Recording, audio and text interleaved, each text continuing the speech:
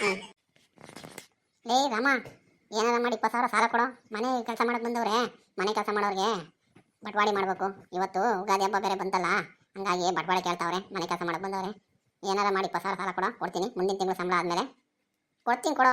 ಸುಳ್ಳು ಹೇಳಲ್ಲ, ನಾನು ಕೊಡ್ತೀನಿ. ಮನೆ ಬಟ್ವಾಡಿ ಮಾಡಬೇಕು.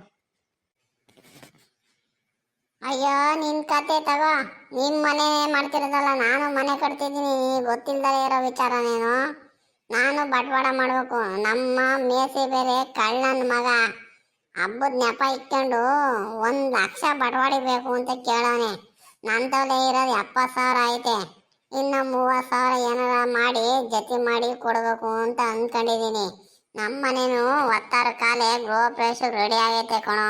ಬಟ್ವಾಡ ಜಾಸ್ತಿ ಮಾಡಬೇಕು. ಯಾರಾದ ಹಬ್ಬ ಯಾಕಾರ ಬಂತೋ ಎಲ್ಲರೂ ದುಡ್ಡು ದುಡ್ಡು ದುಡ್ಡು ಅಂತ ಜೀವ ತಿಂತವ್ರೆ. ಎಲ್ಲಿಂದ ತರೋದು ನನಗಂತೂ ಕಾಣೆ ಕಣಪ್ಪ.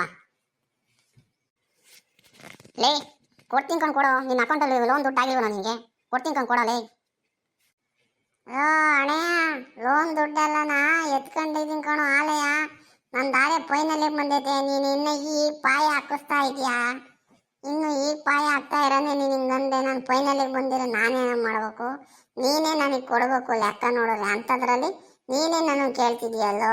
ಸರಿಯಾದ ಅಣ್ಣಯ್ಯ ಕಣೋ ನೀನು. ಬೇಡಪ್ಪ ಆಗಲಿ, ಇಲ್ದರೆ ಇದ್ರೆ ನಾನು ಹೆಂಡ್ತಿ ಒಡವೆ ಅವೆ ತಗೊಂಡೋಗಿ ಇಕ್ಕಿ ಅವ್ನ ಮೇಸಿ ಬಾಯ್ಲಿ ಇಕ್ಬಿಟ್ಟು ಬರ್ತೀನಿ. ಏನು ಮಾಡೋಕ್ಕಾಗಲ್ಲ.